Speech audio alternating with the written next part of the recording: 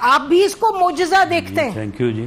دیکھیں اس میں معجزے کا لفظ جو ہے یہ اب کس طرح سے اس کے اوپر آتا ہے. میرا خیال ہے کہ ڈار صاحب نے اگر یہ لفظ استعمال کیا ہے تو ان کا کہنے سے مراد یہ ہوگا کہ یہ ان پریسیڈنٹڈ ہے. یعنی عام طور پہ ایسا نہیں ہوتا کہ اس لیول کے پوزیشن پہ رہنے والے کسی آرمی آفیسر کو، جنرل کو جو ہے وہ اریسٹ کیا جائے یا تحویل میں لیا جائے. تو اس لحاظ سے یہ ایک ان پریسیڈنٹڈ تو ہے، کیونکہ اس کی اگر کوئی ایک آدھ مثال اس سے پہلے موجود ہے تو اس کی وجہ ایک ہی ہوتی ہے کہ الزام جو ہے وہ اتنا زیادہ جو ہے وہ مضبوط ہو، اور دوسرا جو ہے کہ وہ ادارے یا ریاست کے خلاف کام کرنے کی جو ہے وہ شکایت یا کام کرنے کا جو ہے وہ جرم ہو.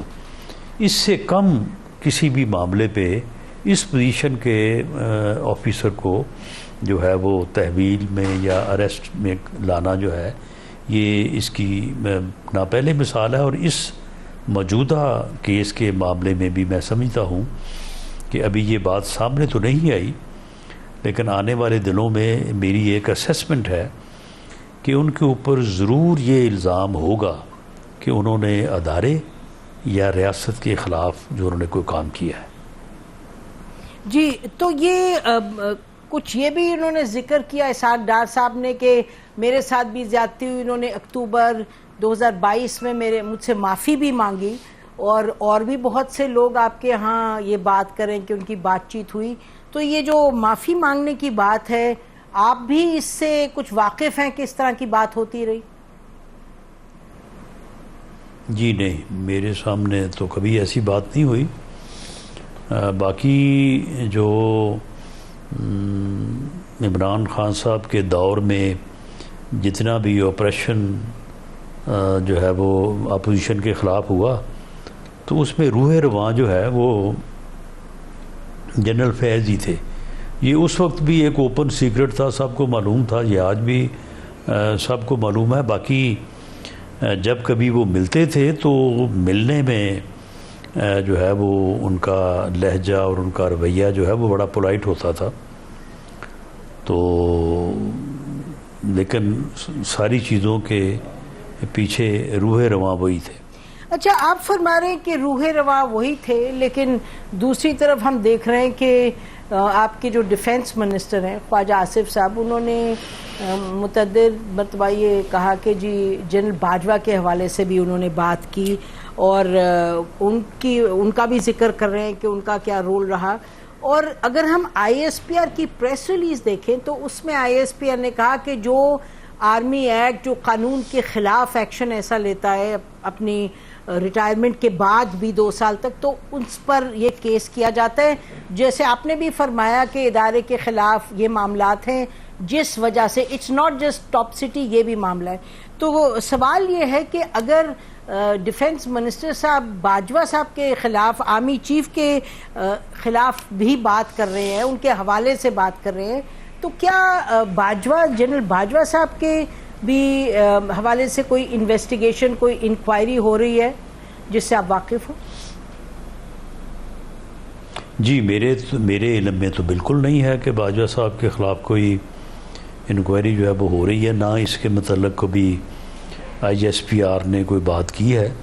اور جنرل فیض صاحب کے خلاف جو انکوائری ہو رہی تھی تو اس کا تو باقاعدہ D G I S P R نے اپنی ایک پریس بریفنگ میں یہ بتایا تھا کہ انکوائری ہو رہی ہے. اور یہ پھر ٹاپ سٹی والا معاملہ جو ہے یہ تو سپریم کورٹ نے باقاعدہ ڈائریکٹ کیا تھا وزارت دفاع کی طرف کہ جی اس کے اوپر آپ انکوائری کریں. تو اگر لیکن میں یہ کہہ نہیں سکتا، جنرل باجوہ صاحب کے خلاف اگر انکوائری ہو رہی ہوئی اور اس میں اگر کوئی چیز پائی گئی تو یقیناً پھر ان کے خلاف بھی ایکشن ہو سکتا ہے.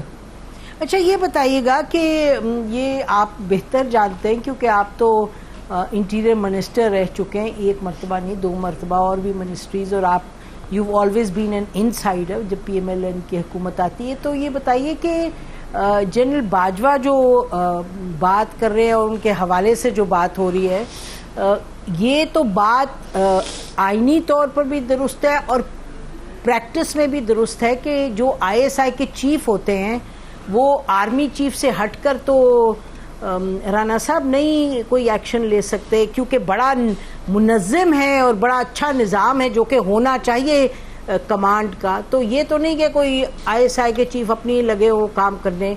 ज़ाहिर है जनरल बाजवा की इन्वॉल्वमेंट आपको नहीं लगता कि रही होगी जिन चीज़ों की तरफ आपने जिक्र अभी किया कि वो जो भी फस्तायत थी उस ज़माने में अपोजिशन के ख़िलाफ़, उसमें उनका आपने लफ्ज़ नहीं इस्तेमाल किया, फस्तायत मैंने किए, तो उसमें आपने फरमाया कि इनका रोल था जनरल फैज़ का। तो खाली जनरल फैज़ थे क्या, जनरल बाजवा नहीं जानते थे इन चीज़ों के बारे में? नहीं, देखें, ये तो किसी इंक्वायरी के अमल के बाद ही बात सामने आ सकती है ना। बाकी जो बादी और नज़र में चीज़ें हैं, तो बात बिगड़ी तो वहीं से थी ना जब जनरल फैज़ को ट्रांसफ़र करना चाहा वहाँ से DGI के मरतबे अहदे से। तो इमरान खान साहब और उस वक्त के आर्मी चीफ के दरमियान जो एक तलखी या तल्लकात में सर्दमेहरी ख़राबी तो वहीं से शुरू हुई थी। जी, आप दुरुस्त फरमा रहे हैं कि ये तो जहाँ तक जनरल बाजवा और इमरान खान साहब की बात कर रहे हैं, लेकिन मैं तो बात करी थी PMLN की भी, और जो उस वक्त ISI कर रही थी आप लोगों की तरफ एक रवैया। नवाज शरीफ साहब ने तो गुजरांवाला का जो जलसा था और उससे पहले भी उन्होंने बहुत मरतबा जनरल बाजवा साहब का भी नाम लिया था आर्मी चीफ का, तो यकीनन इसी हवाले से लिया था कि जो ज़्यादती और जो अनफेयर और जो एटीट्यूड था और जो उनको निकाला जाना था कि उसमें जनरल बाजवा का भी रोल था। जी बिल्कुल, ये ऑन रिकॉर्ड हैं हम कि उस वक्त जो इस्टेब्लिशमेंट का रोल था इमरान खान को बतौर प्रोजेक्ट लॉन्च करने का और PMLN की और मुल्क की हालत को इस हालत में पहुंचाने का जहां पे अब है, तो उस वक्त जो PMLN की गवर्नमेंट को नुकसान पहुंचाया गया, उसके बाद इलेक्शन रिग किए गए, तो उसमें जो इस्टेब्लिशमेंट का अमल दखल था, तो हमारी ये बिल्कुल उस वक्त भी और आज भी ये राय है कि ये सारा जो है ये इस्टेब्लिशमेंट का किया धरा था। तो उसमें तो कोई शक वाली बात ही नहीं है। इससे तो बाजवा साहब ने कब यानी खुद कभी डिसोन नहीं किया, उनकी अपनी तकारीर, बल्कि उनकी जो आखिरी अलविदाई जिसे आप कहते हैं तकरीर, उसमें उन्होंने खुद कहा कि हम मुदाखलत करते रहे हैं, लेकिन एज इंस्टीट्यूशन अब हमने फ़ैसला कर लिया है कि अब हम जो है वो एनफ इज़ एनफ, अब हम जो है ना किसी की हुकूमत बनाने ना किसी की हुकूमत गिराने में कोई रोल अदा नहीं करेंगे। तो ये तो वो चीज़ें हैं जो एक एडमिटेड फैक्ट है।